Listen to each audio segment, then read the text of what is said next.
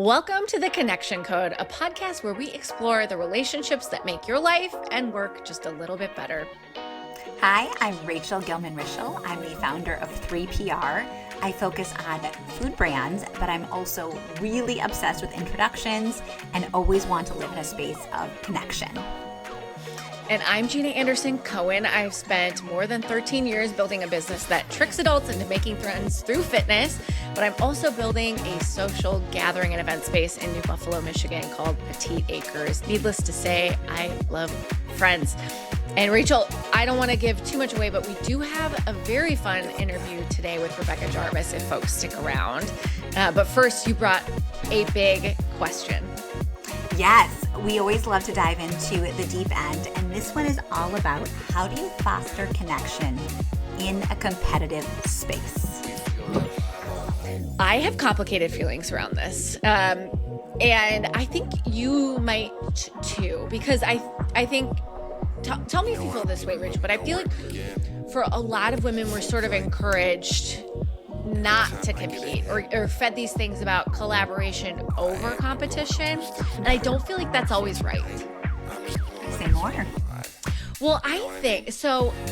In our society, men are often encouraged to compete, encouraged to play sports, encouraged to go for that top CEO spot, which is inherently competitive.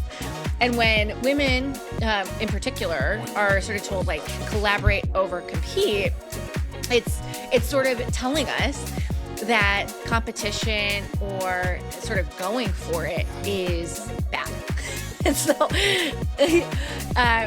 I think competition is good for us, but I think collaboration is good for us. It's just knowing how to sort of have those two things shake hands and walk the line. Okay, I agree with you, but I would even tease it apart a little bit more. Yeah. Yes, I think women are sometimes penalized for competing and rewarded for collaborating, and we're socialized to do a lot of teamwork, self-included. But I think there's two types of competition. I think there's ruthless competition. I have to get ahead and push you behind. And I think there's healthy competition, which is I am motivated by how good you are and how good the peer set is. So I'm going to drive harder and try to get there because I want to be my best versus I want you to be your worst. And the weird thing that just popped in my head is tennis. We're a tennis family. Ooh. And it's the difference to me of making an amazing shot and getting the point versus your opponent misses or hits something into the net and you score only because they failed at something. Does that make sense? Like you want to be in the kind of competition where you're excelling versus celebrating and benefiting from someone else's failure. So at A Sweat Life, we have like two mantras around this because for years being in sort of like online media around fitness, like it's kind of like there's always somebody new coming up. And that's great for the space. But early on, I would view every potential new person as a threat. And so we had to start saying this thing to each other as a team that was sort of varied by the person. So it was either your success is not my failure or your success is my success. And the difference between those two is how much you collaborate with that person. But it's just sort of like, it reminds me now, reminded the team then, that there is a way to exist in a competitive world where you're sort of putting blinders on and saying like, yeah, we're similar. Yeah, we're in the same sort of pool, but we're doing different things at the end of the day. And what you're doing isn't going to hurt me. Yes. And we dive into this with Rebecca, and I thought she had some wonderful thoughts, but I'm just going to take it to the PR space for a second because something came up recently.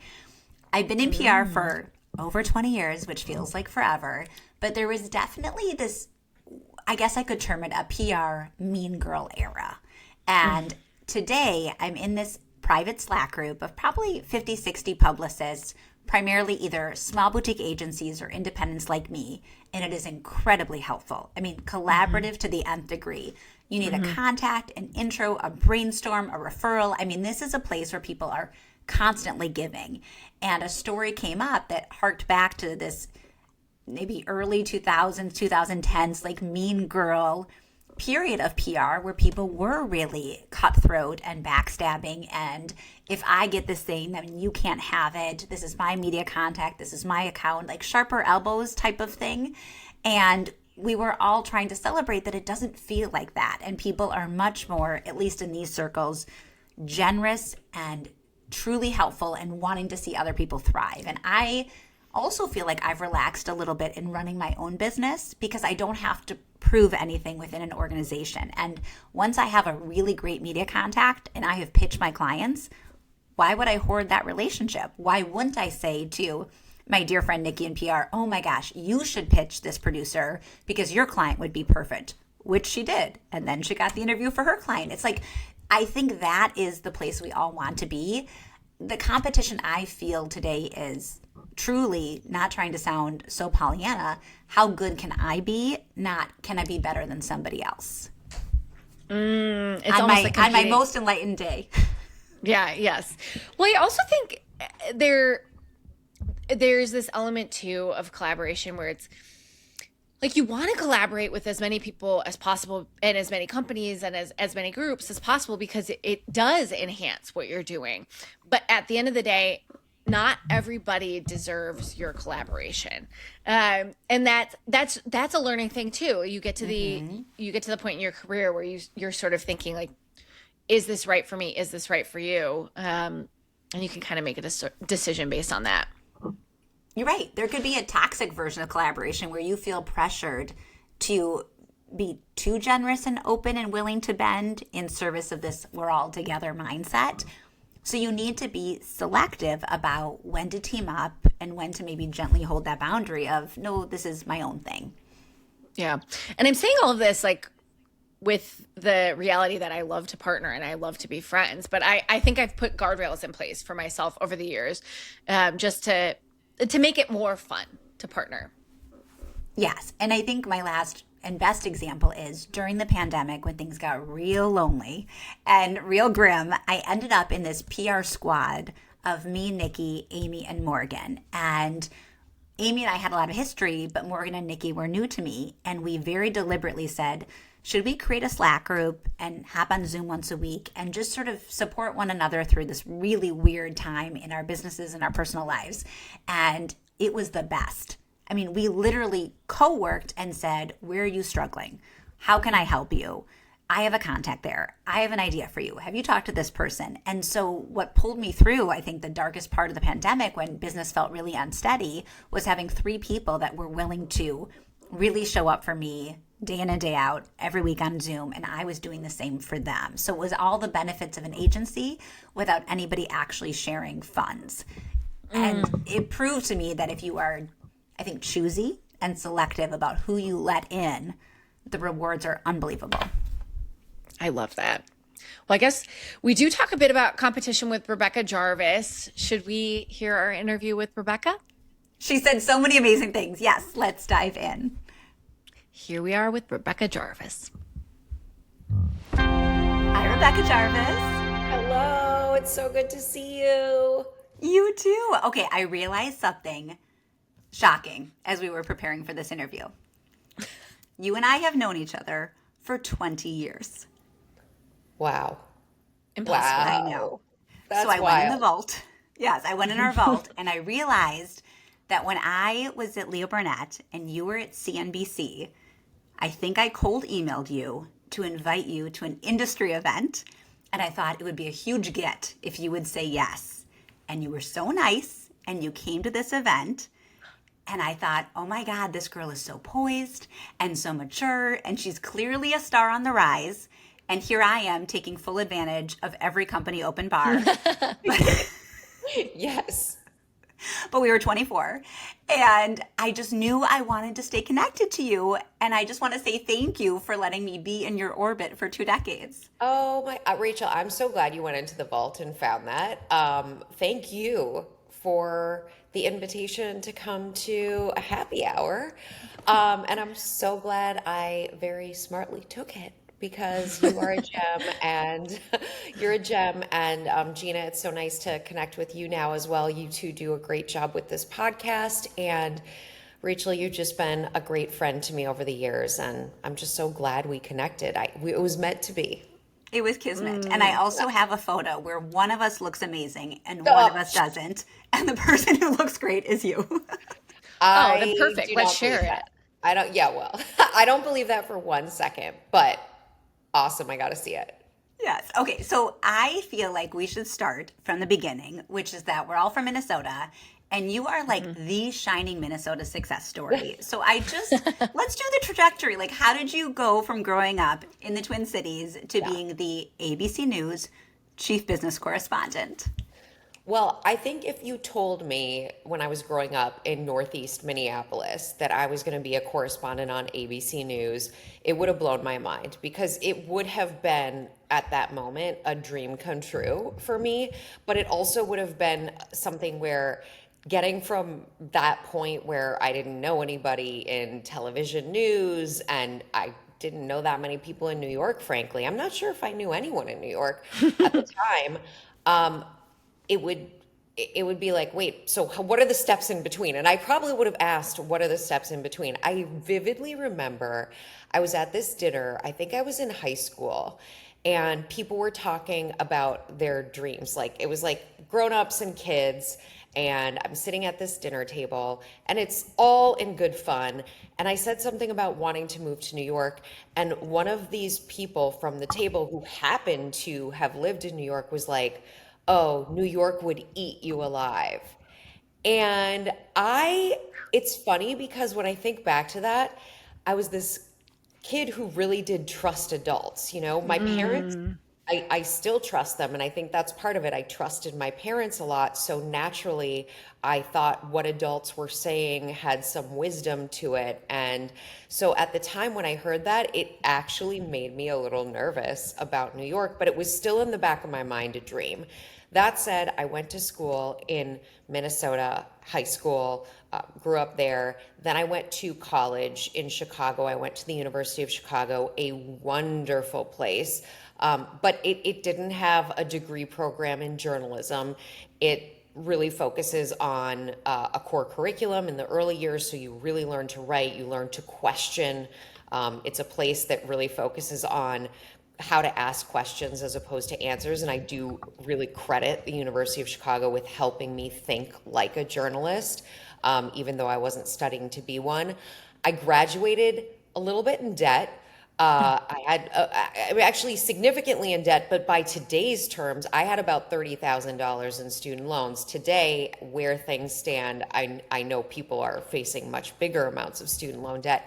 But because I was graduating in debt, I looked at the world of journalism, which was still something I really wanted to do, and said, if I take any one of these jobs, I will not be able to pay for an apartment and pay my student loans, which was a necessity once I was, 6 months out of school. So I started looking at investment banking and marketing jobs and jobs in consulting. And I ended up taking one in Chicago.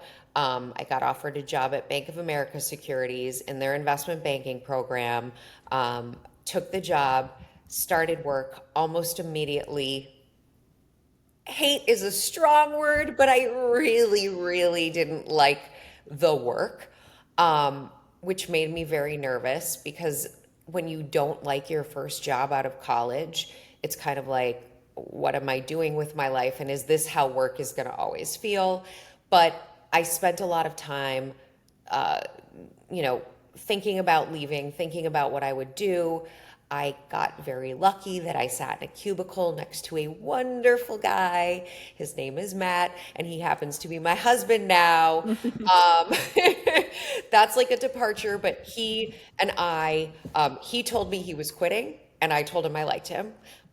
Oh, True story. My mom told me never to date anyone at work.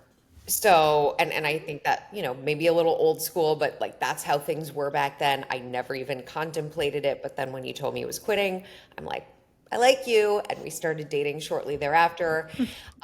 Anyway, I'm sitting at my desk in investment banking, really not liking the fundamental work that we were doing. I was interested in companies and business, but the actual work I was doing things like if anyone in investment banking is listening to this, I was spreading comps, I was doing PIBs, public information books on companies, and putting together presentations, and it just, that part of it wasn't pleasant for me.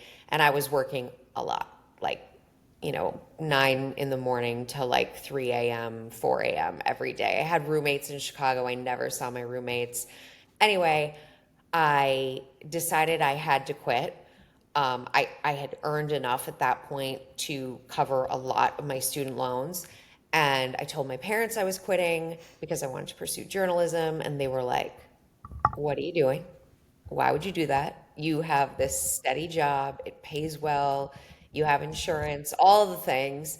And I just was like, no, I can't do it. I had to be, I think it was about 20, I graduated when I was 21. I was 22, 23 at the time when I quit. So it was about 2 years out of school. And I just said, I got to do this. I just have to start pursuing journalism jobs. And they thought it was a bad decision. I felt like I had to try it when I was young because I felt like I'd regret it. I actually looked around my office and there were people who were kind of like they had wanted to do other things with their life, but they had just stuck it out for a little bit too long. And after a while, they were just sort of absorbed by the whole thing and, in that world. Anyway, so I quit. I start pitching a bunch of places. Actually, I applied to a bunch of places through like traditional search engines and things like that. Got nowhere with it. It was either a no or zero answer. Probably sent out, it was over 100 resumes. And then finally, Wow.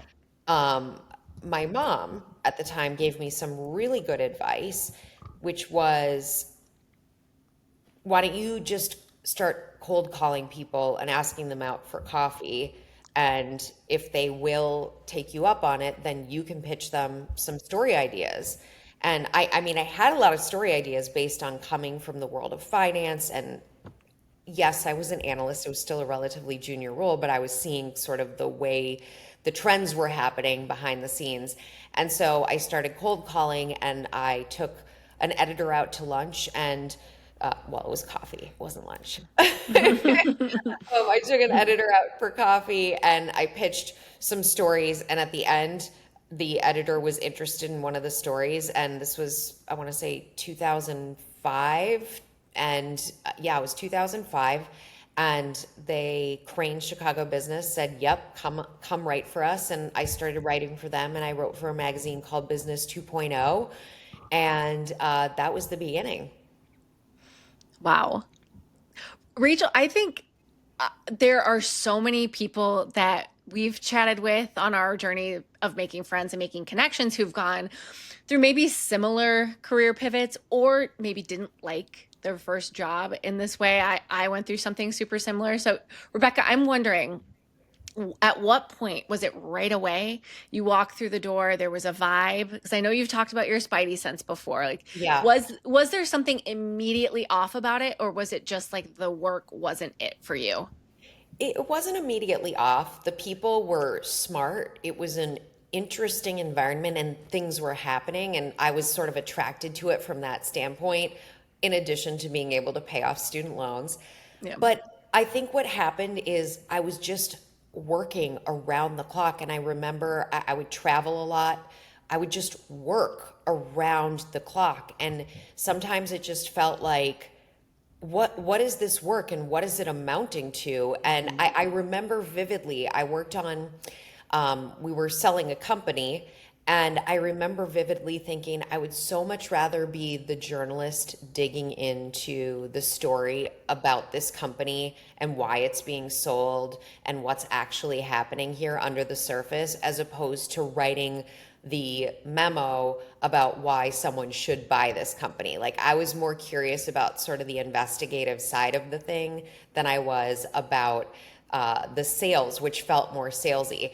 That's not to say there isn't a place for that other side. I definitely saw the companies were able to thrive and to grow and to hire and to build because of the work that investment bankers were doing. But yeah, it was just over time. I remember I would I would say I didn't like the smell in the office, mostly because I just was there all the time.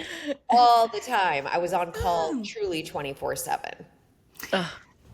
Thank you for being so candid about it, Yeah. because I think that there's this narrative that we're supposed to just put our heads down and grind, especially in first jobs, and push through situations that don't always feel tenable just because you're so happy to have your foot in the door. And it's a great permission slip to hear from somebody as successful as you are. It's okay if you kind of loathe your first job, and if you get this full body sense that I don't want to be there.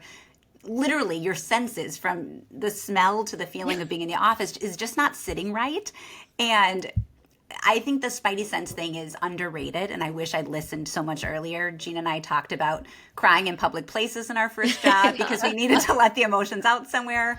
Millennium Park for me. The Right. bathroom. for Away me. from the office, but away from the bosses and everybody else. But where are you? Yeah. So Where fun. can you cry? Where can you cry? But jumping ahead, so I mean, there's so much in your story that I love, but if we fast forward to today, one thing that I really adore about you is I feel like you have this beautiful network of other women like you that are your genuine friends. So there's not the biggest pool of on-camera female talent in news. And yet I feel like you're the Kevin Bacon, perhaps, of that community, that everybody's linked to you somehow, and you've made some beautiful introductions for me. But one thing that Jeana and I are examining in this episode is how to foster connection in a space that could be imbued with competition. Yeah. There is literal scarcity for on-camera roles, and yet you seem to foster such beautiful and wonderful community. So I think the advice I'm trying to suss out is, if you're in a space where there is inherent competition, how do you prioritize connection? I really like this question. And I think on the surface, it's very complex. But when I think about how I have existed in my career, it just felt very natural. So I remember a friend of mine from CNBC. So after I was writing for Cranes and Business 2.0, I went to work for CNBC. That's how I got to New York from Chicago. And when I got to CNBC, Julia Borston was also young, up and coming at the time at CNBC. She was on the West Coast in LA, but she was visiting us in New York. And we were sitting having lunch, she and I, in the cafeteria, and an older female executive came up to us while we're sitting there happily talking and said something to the effect of, "Wow, you guys are like friends. You should hate each other." And she said something, and she said it like in jest, but she kind of also said it as though we should. And I mean, I'm very glad that I didn't listen to that on any level and didn't think about it.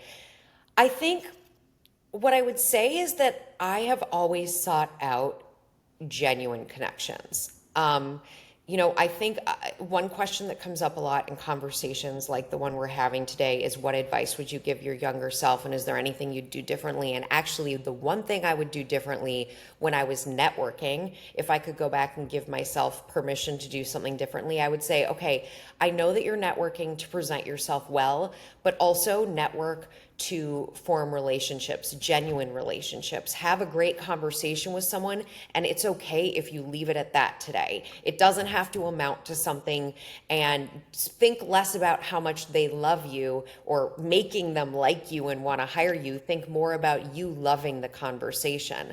And I think the good thing, and part of the reason, Rachel, you and I are friends, and Jeana, you and I will be friends, Of course. as we get to know each other better, is that I have always approached conversations in this world that we work in and everything, trying to have a genuine relationship where it's finding common ground, being like that safe space to share the things that are happening behind the scenes that are scary. I mean, I think you have to be a trustworthy person. I really do. I'm not, I do have a spidey sense about if I feel like somebody is not trustworthy, then I'm going to be on guard and I'm probably not going to seek out that closeness with them. But finding people who are like-minded,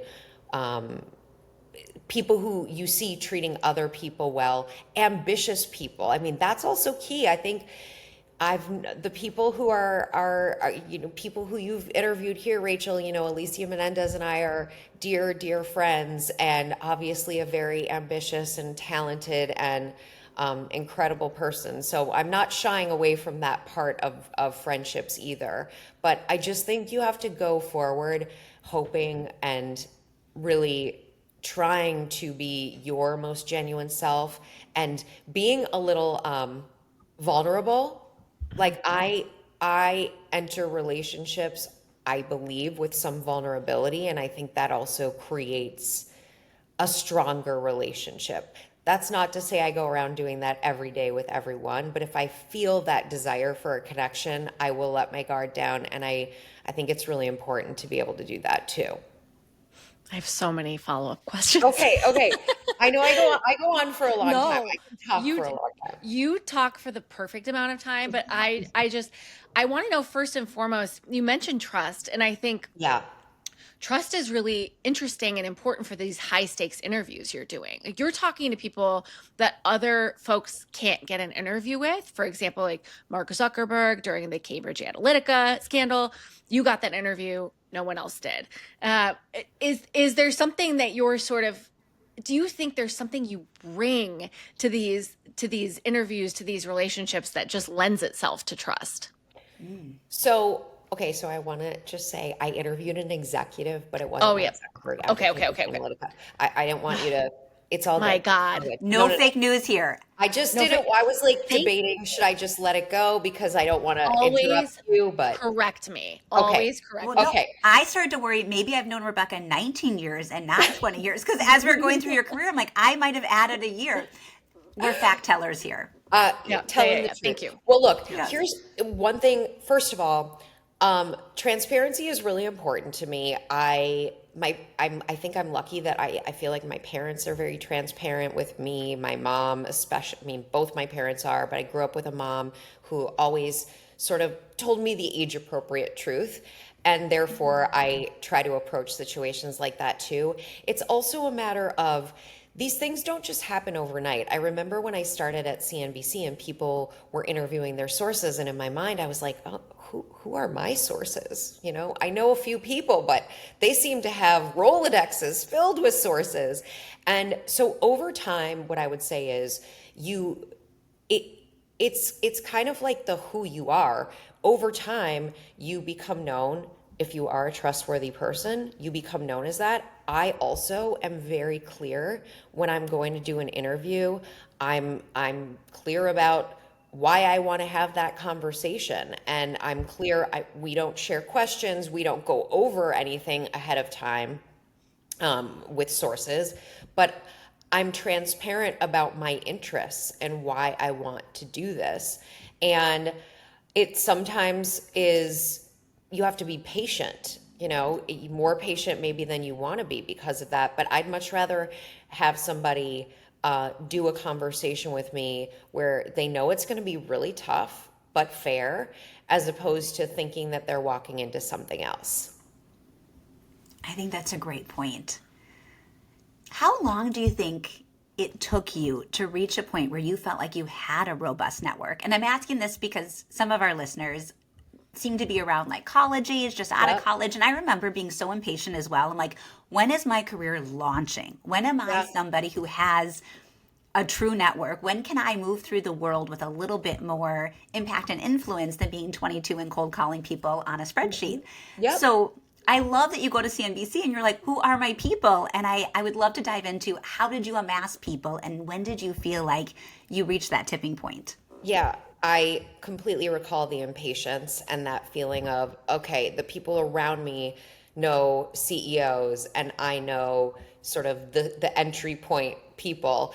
One thing I will say is, if you are in college, or high school or your first job, look around you, because everybody that you know right now that you're sitting next to in a cubicle somewhere working the long hours, those are people who very likely will have great influence sometime later in life if they don't already.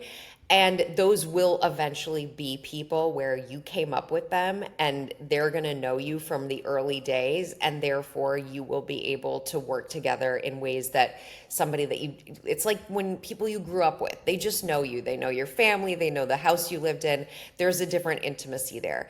The other thing I would say is back to this idea of networking. I think it's great to do things like cold calling and getting to the networking events. And just one other piece of advice I would give to my younger self is focus not on the no's, but on the yeses. I think if I could just go back and sort of switch my mindset, it's not that I spent huge amounts of time worrying about the no's or things like that, but I felt burned. I felt stung by that. I felt stung by the people I sent an email to after I met them somewhere and they didn't reply to it. I know now that those people may not have even seen that message because they were busy and they weren't thinking about me because they were like on with their life. And maybe if I had emailed them 3 or 4 more times, they might have seen the message and responded. But I also know now that the focusing on the yeses, where somebody wants to make a connection with you, that's a pretty easy connection. Not to say you don't have to hold up your end of the bargain and have the relationship, but focus on the people who are interested in talking to you and keep building that momentum. I think momentum's a really big deal too.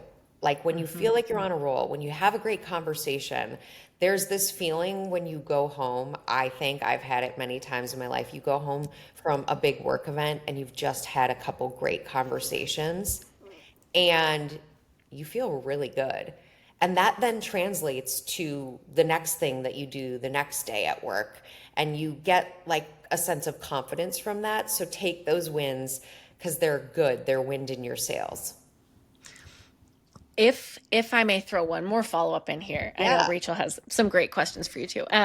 So I'm curious about the friendship of it all too. Rachel and I are in love with connections in general. And it sounds like you have such a great group of friends around you.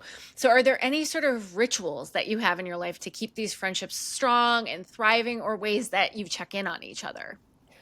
So we don't have event style rituals, but a lot of the people. So the way my schedule works now, I work heavily early in the morning, which is a very nice thing because my most free time is in the middle of the day. So I try to meet friends of mine for lunch now that I have kids, and if kids are in school or at camp or there's childcare, it's a lot easier. So middle of the day, I make time in the middle of the day. I am a caller. You can ask any of my friends. I do text. I text friends at night, but I am an out of the blue caller, and I'm totally fine if my friends don't pick up the phone. But if I'm walking, if I'm between things, and I walk a lot of places, I walk to meetings, I always just think, who have I not spoken to in a while? And I call them. I love that kind of- because we just yeah. talked about the 10-minute call and how Yeah. you don't have to talk to somebody for 90 minutes to catch Totally. up. It can just be a mini. Yeah. Make a mini call. Make a mini call. Perfect. Actually, this segues perfectly into something that I selfishly really want to know from you. So I'm going to start with something that I hate.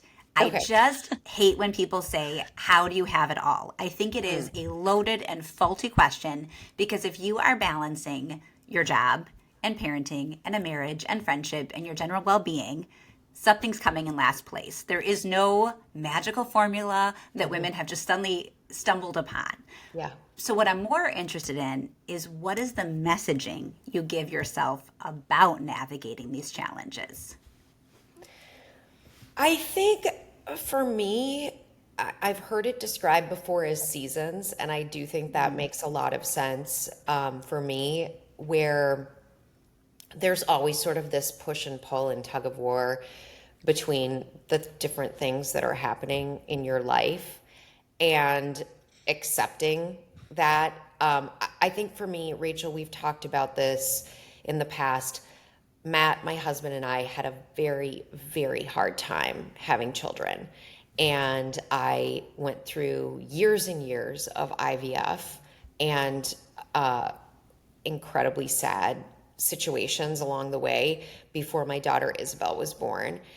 And with my son Leo, I had more miscarriages between them, and I basically ended up having a doctor tell me the only way that I was going to have a second child, is if we pursued surrogacy, which could be its own conversation. And I know there's a lot of feelings around both of those things, but I'll set it off to the side. I am so thankful that it was something we could do.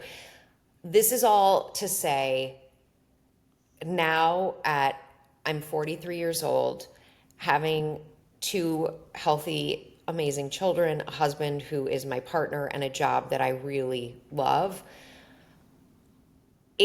That perspective, because of the fight to get here, for me, I think the fight to get here has really helped make the balance of it all make more sense, I guess.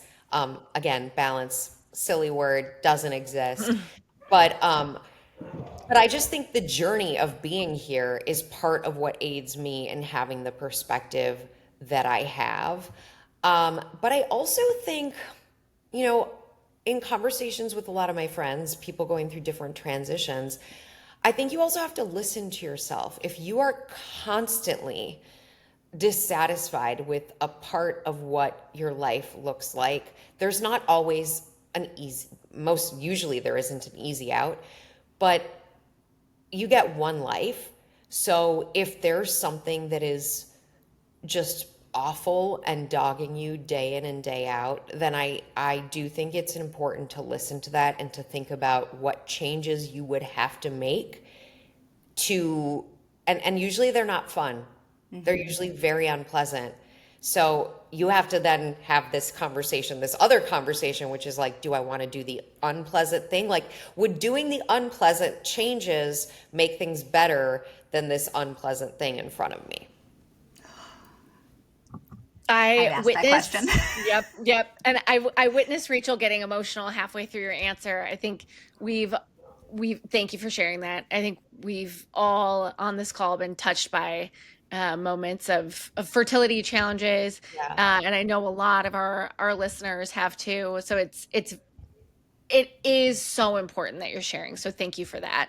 And I do want to follow up asking, like, as such an ambitious person, you described these seasons.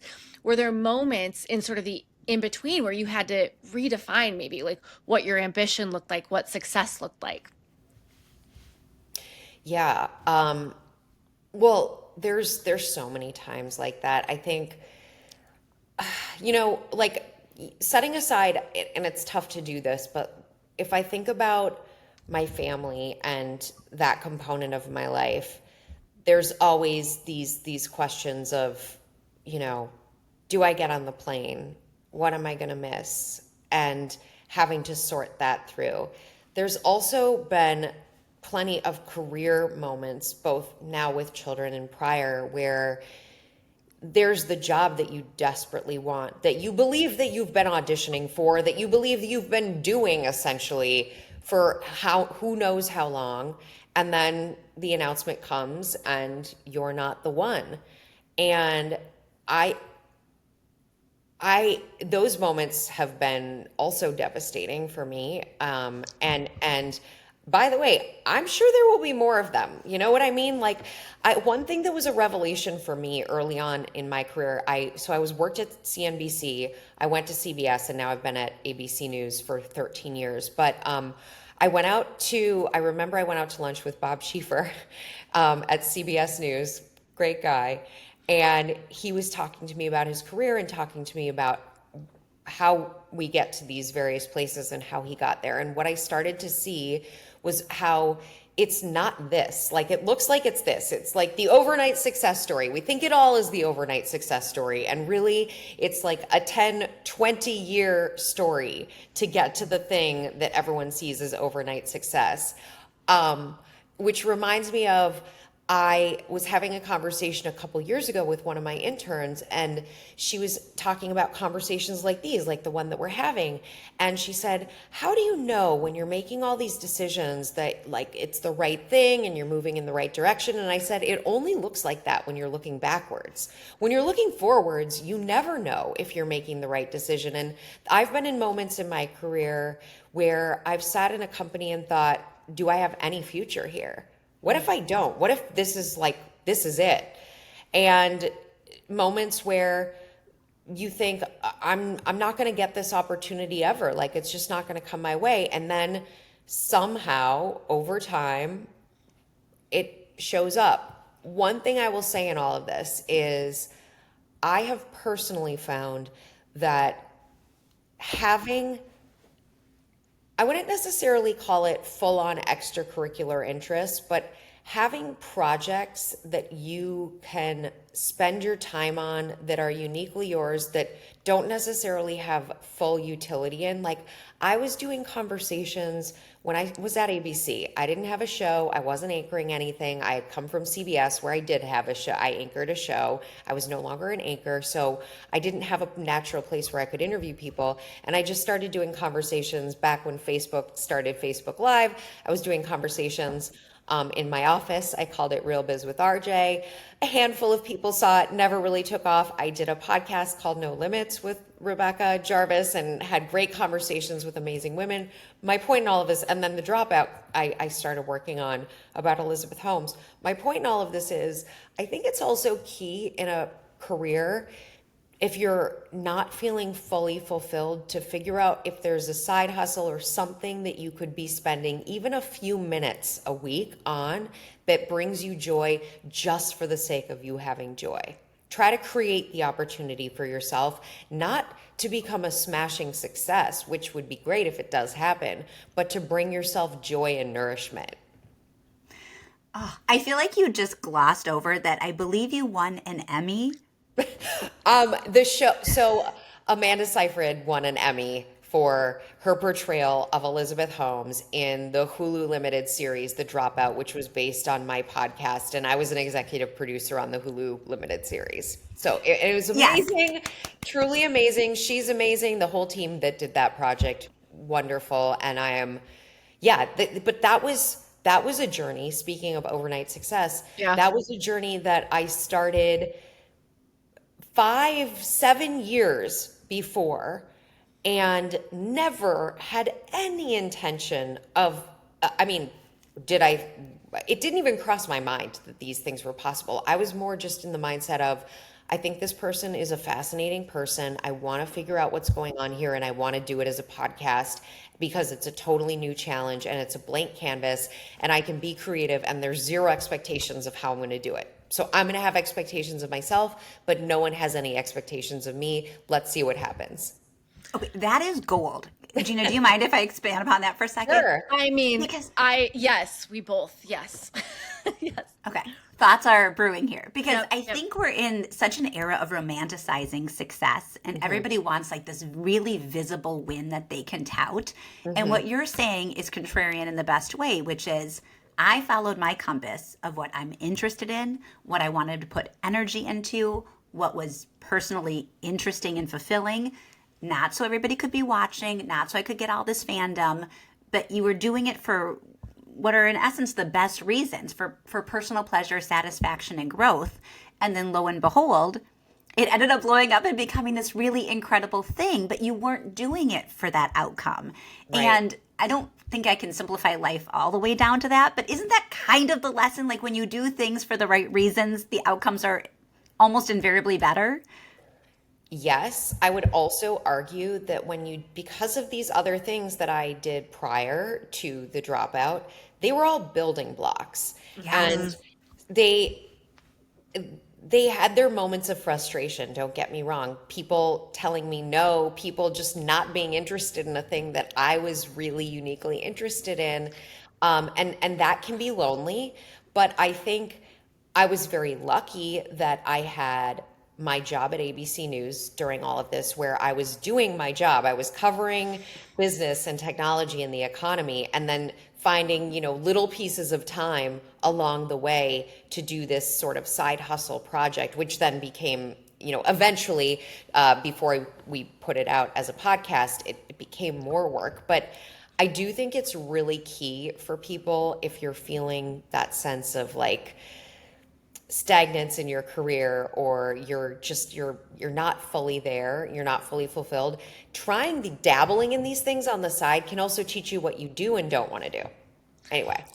I'm losing my mind over here because yeah, because every word you said, like the dabble, if you're unhappy in your career, it feels like this is the advice, Rebecca. Is this the advice you'd give to someone who's unhappy in their career? Dabble, find those pieces of joy. I would also say connect to the people who bring you joy in life, because you never know where an answer is going to come from. And it doesn't hurt, by the way, to ask someone who's bringing you joy if there's anyone else in their network that you think that you should get to know. I think that can have real value. But yeah, like I guess I would say I'm creative. My physical art might suggest otherwise, but I am a creative person. It's pretty terrible. My family, like, we do these painting days sometimes as a family, and mine is always the worst. But anyway, so my physical, not so much, but I can appreciate good art. But anyway, I would say finding creative pursuits that like get you out of your head, that are not your, whatever it is that you're sort of sitting doing on a day-to-day basis. If you can push yourself to take a little time, whether it's writing or singing or dancing, physical movement, I'm a big proponent of, like, if you're feeling stuck, try to take a walk or do something physical that you haven't done before. You never know what's going to unlock for you creativity and joy. And so, yeah, just don't be still. I think being still and being unhappy it's natural. I've done it. But it's, for me, hasn't been the right choice. And it goes back to what you said. You can create your own momentum. It's not Yes. that people have to walk into your life and feel as though they're offering something that was missing before. Yep. Everything you're saying was a Rebecca proactive step to Yeah. bring momentum into your life and career. I think that's what's so incredible. Also, let's just give you credit. No Limits was an amazing podcast that is still on my phone under my downloaded shows. Thank you. And you were early. You were an early podcaster.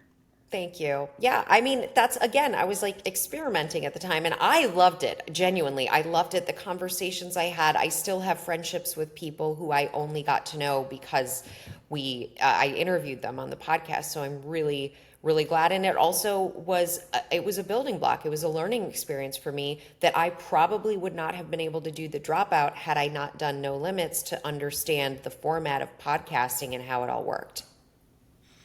I know there's so much here. I'm like, should we have a connection conversation? Should we keep mining Rebecca's brain? But the reality is, I want to say one thing here.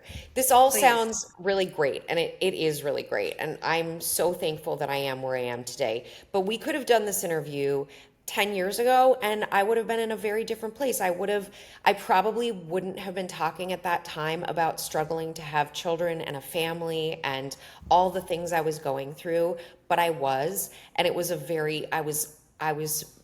there was a lot of tension bottled up and a lot of questions circling in my mind of if I was doing the right thing. And I just want to tell a one-aside conversation, because you guys mentioned fertility and everything, and I'm sure there's people out there right now who are probably going through this, and I feel you, and I'm sorry. I'm sorry that you're in the situation. I remember very early in my journey, I was in my very early 30s, and I went and sat in a fertility clinic in New York, and I looked around the room, and every woman looked similar to me, dressed in work clothes. It was like the middle of the day. And it made me so angry. I was like, how did we all get here? We're all these professionals, and we've all done all the things that professionally we've been told to do. And now here we are, and this thing that is so basic, the pillar of life, is impossible. And so the reason I share that right now is that there's a whole host of emotions I went through on the journey.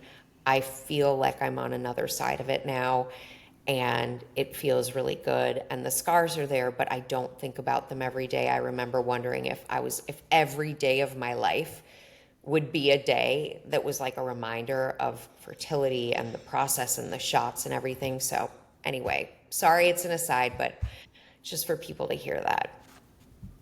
Thank you for saying that. I in particular needed to hear that right now. Let's have a connection conversation. Oh, Jeana, Rebecca, thank you. I was getting emotional. Jeana, you can Yeah. read like the smallest flutter of my eyelids and tell if Yep, I'm having same. a feeling. Yep. Yes, and I'm with you right now. But people will say, "Oh, do twins run in your family?" And I'll say, "They do, but they also run in my doctor's office." And so I am so happy to have twin daughters. And I too had, I mean, Rebecca, you had a very, very arduous journey, and I'm so happy you have your two people, and I have such heart for what you went through. And mine was more condensed, but just the feelings never leave you. And I just, have wanted my girls to know, like, I really fought for you. I really wanted you. And today was this like super sweet moment because I'm trying to push myself with a little side project. So fingers crossed. But I had a little speech that I needed to memorize, and I needed to videotape myself doing it. And I was having a time. And my daughter Kayla was home, and she's going into 6th grade. And I was asking her to read what was on my clipboard back to me and make sure I didn't mess up. And so we practiced, and I did the video, and she watched me. And then I went in my bedroom because I heard something, and she was sitting in my bedroom chair, and she was pretending to give the speech, and she was talking about the power of networking and connection and emulating what we had just, I'm going to cry, what we had just done. It was so affirming that like what I am trying to do in my spare time is permeating and registering with an 11-year-old who then wanted to be like mom and read those words back too. And she applied to be a Time for Kids reporter. I know. And we didn't hear back. And so I did the obnoxious PR thing, and I emailed my Time Magazine contact. Oh, Mom. So I was like, I'm not asking for special treatment. I just want to close the loop. I just said, I'm assuming she didn't make it, but I just want to know for sure. And so the email got passed along to the editor-in-chief of Time for Kids, who wrote me a very nice note about the quality of applicants this year. And I felt like I was getting like a college rejection letter for Kayla. And so I said, I just want to say that she's a really motivated writer and she really loves to read. Is there anything she could do to become a stronger applicant for next year's crop of Time Magazine for Kid reporters? So she recommended a book, and I ordered the book. It's like a Time Magazine for Kids 101 journalism book. And it came today. And Kayla also was so excited to sit down with this book and start reading through. And she's like, you know what I should have done? I should have had another source in my application. And I was like, oh, I'm on a whole tangent. But I love that. For as She hard and I as have to talk after this, Rachel. I want to talk to her. Oh. And this is actually my true ulterior motive is Rebecca coaching Kayla. Yeah. Well, she's going to learn as much from this, not to call it a failure, but she's going to learn as much from this rejection as she would have had she gotten it, because now she like, look at how resilient she was in this. She took a look at that book and she was like, here's what I can do to improve. Like, that's really good parenting, Rachel. Oh, it thank is. you. It's amazing parenting. I feel like this ended up being a two-parter, which is both like what it looks like to fail and regroup, but also just to like, I don't know, close out our loop on being a mom, that like it can be very hard and frustrating and emotional and the juggle is real and all those things. But like, then you get this moment where you're like, this little person that I have been raising is internalizing the right things, and they're sort of forming their identity, and they're internalizing some really good habits. And I can see her ambition solidifying, and it is the most wonderful thing to witness, that I have a glimpse into the woman she'll become. And I always say that the twins will be my greatest legacy. So awesome. Yeah. Yay. All the feelings. All the feelings. Yes. Let's do our connection conversation. We can do it. No one's crying. No one's crying. Oh, God, no. Okay, Rebecca, these are going to be light, fluffy, and rapid fire. Okay. Maybe we'll cry. Who knows? But can you tell us what's the last connection you've made? Last connection I've made, I know I came in here with an idea, but I want to do something different. So, I have interns with me for the summer, and I connected them with people at the University of Chicago. Oh, so connected for someone else. I love that. Yeah. Wait, I talked to one of your interns. Yeah. You did a great job. She loved you. Oh, Will. Well, Will is okay. That's different. Yes, you did. Never mind. Yes, blah blah blah. I'm available for all. Jeana knows I love interns because I was a frustrated intern myself, and so the door is always open for intern conversations. Yeah, well, I love making. I love helping interns. The interns who work really hard, I love helping them get the right connections. Yeah. Yes. All right, let's talk about your younger self, but with connections. You kind of talked about this earlier, but is there any other advice you'd give to yourself about connecting your younger self? I just think, yes, present yourself well, but go towards the connection in a way where you want to enjoy the connection, not just, oh, I need to put my very best foot forward. And last but not least, we love a dream connection. You've talked to a lot of very cool people, but is there anyone who is very cool for whatever reason that you haven't connected with yet? With a wish list. This is such a tough. Can you guys give me some ideas? Because I felt like I get overwhelmed by questions like that. Is there anyone you want to see me connect with? Who should I interview? Well, okay, so have you interviewed Michelle Obama? She's having a moment of like real beautiful that would be a great self-discovery. Conversation. I have not. I would love that.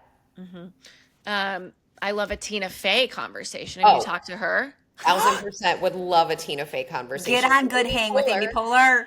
Amy Poehler. That would be really fun. I'm on board with that. Amy, that's where I want to see you. Yeah. I'll be even better on your podcast, Amy. You're a dream. You are so good. You guys are great. You guys ask great questions, and I like that it's a conversation, you know? Yes. Well, that's really nice. Jeana and I basically want an excuse to spend time together, talk to people we admire and find interesting. And a podcast is like a great reason to gather. So it's just the mechanism. It's really smart. It's really smart. And anyone who's listening right now, this is an amazing podcast. That doesn't mean you couldn't have your own amazing podcast and accomplish the exact same thing. Absolutely. So before we say goodbye and try to sap any more time from you, Rebecca, is there anywhere you want people to find you right now? I am at Rebecca Jarvis across all of social media, and most mornings at 7 a.m. I am at Good Morning America, and I'm there until 9, and then in the afternoon I'm at GMA3, so you can catch me there as well. And I hope whatever you're spending, everyone who's listening, whatever you're spending your time doing, I hope in addition to scrolling and listening, you're doing a little bit of your own creating as well, because you definitely have a gift inside of you. And the more you spend time trying to find it, the more likely you are to find it. Oh, thank you so much. I'll also say you're a fun follow. Rebecca Jarvis on Instagram. Good content. Yes, I always love it. Yay. You know, I don't get my rides to work anymore because we're not in Times Square. That was a fun one. I like choosing the daily song, so I don't get to choose a daily song. But I got to actually, Rachel, if you have any ideas, I need to come up with a new like daily thing. And if anyone else has an idea, what should I do in my Instagram stories as a daily thing? I like to include music in it. Okay, brainstorm coming with Jeana for a daily ritual. Thanks, ladies. I like it. Oh, thank you so much. Appreciate you. We appreciate you too. I love Rebecca. I loved that conversation. You know when you have someone on a pedestal even though you actually know them and they completely deserve to occupy that space in your mind? That's her. Yeah, I mean, she's there now for me. We spent a couple of minutes like off tape just crying, three of us. So I think I would say we're friends now. Yes. She's a gem, and I really think that she shared some incredibly valuable insight and perspective, and did it in such a humble manner despite the fact that she's so accomplished. I wonder if I was thinking about this actually as we were talking to her, because I'm like, I wonder if there's any point in her career where she was like, I am accomplished. I've made it. My credentials are top notch. I'd love to know what she thinks about that. We can send her an email afterwards. Because like, to me, I'm like, you're doing it. You're so great. Well, isn't that the great question, though? When do we feel like we've arrived? I don't think we ever feel like it. Let's put that in our back pocket for really visibly proven successful people. Are they ever like, check, I did it. I did it. Oprah knows. I did it. For sure Oprah knows. Oprah. If you don't know, none of us can. Yeah, we can. Yes. And Gail. And Gail. For sure, Gail. Okay. Show and tell. What do you have in the connection space this week for us to talk about?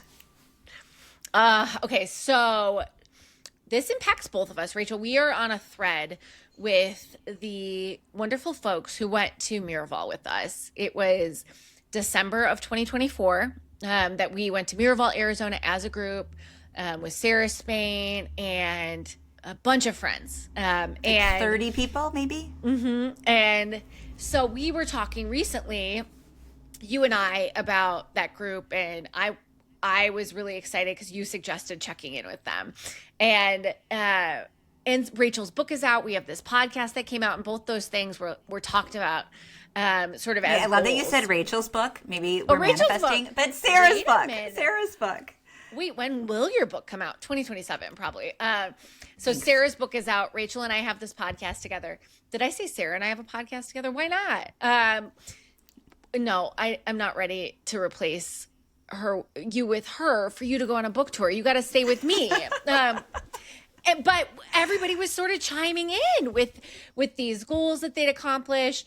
So I sent a note probably 2 days ago, 2 or 3 days ago, just saying like, here's what's going on. It's been 7 months since we went to Miraval. How are you doing with your goals? You have 24 hours to hit reply all on this email thread.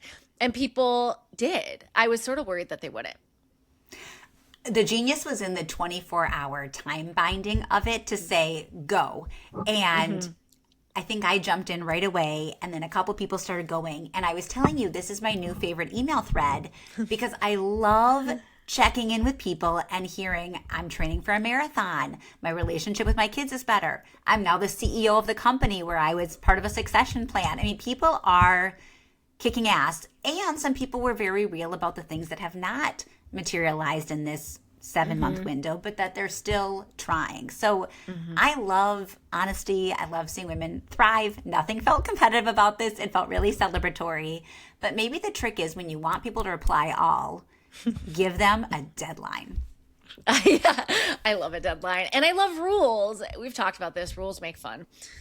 Yes. Rachel, what is your show and tell? It's coming back to camp. I am a product of summer camp where I met my husband, and now we send the twins to summer camp. And Kayla and Shira went for 3 weeks, and this was a big deal. This was their longest time away from us ever. And afterwards, I was talking to them about their experience, and Shira goes, I don't like camp, but I like the people. And I thought it was so interesting because camp is the people, it's the community. You might not like the bathrooms, you might wish you had air conditioning, but camp really represents the collection of people sharing an experience for a certain amount of time in a very certain place. And if she came home thinking that the people resonated with her, that's the win. And I think camp is a really beautiful place to form long-term friendships, which came full circle for me because when I was a camper around, say, 14, 15, I met a girl named Molly, and I really liked Molly. And we have subsequently been friends for 30 years. And then at Camp Pickup Day at the bus stop, I'm standing there with Molly, and she's picking up her 2 daughters, and I'm grabbing my 2 daughters, and we took a picture together. And I looked at this picture, and zero surprise to you that I teared up. But I thought, oh my gosh, look at these 2 generations. Here's Molly and I can remember us being teenagers. And now we have 4 other girls between us that are having their own camp experiences. And it just felt like a true connection circle. It kind of reminds me, it's giving like the end of Harry Potter. when Ron and Hermione and Harry and everybody is dropping off their kids at the train, but they're old. Like, just so cute. You're not old, Rachel. I'm not old, but I will tell you, I really love the lineage of it and the connection now that our kids are friends, and may one day that continue on. It just felt really beautiful and special. Well, let's cry again. But this has been an episode of The Connection Code, a podcast about friends, connections, work, and everything in between. It's a production of 2 friends and connections, Rachel Gilman-Rischel and Jeana Anderson-Cohen. Please follow us wherever you follow people, like Instagram and LinkedIn. Rachel is Rachel Gilman-Rischel on all of those channels. I'm Jeana Anderson-Cohen, Jeana with a J on all those channels. And by the way, we love hearing your stories of making connections and friends. So if you're out there listening and you want to tell us about a new friend or connection you've made, or just a question you have, hit us up. We'd love to hear from you. And thanks to Ben Cleaver for editing this podcast, and Rebecca Jarvis for the stellar interview and time together today. Bye, Jeana. Bye, Rachel. Mwah. Mwah.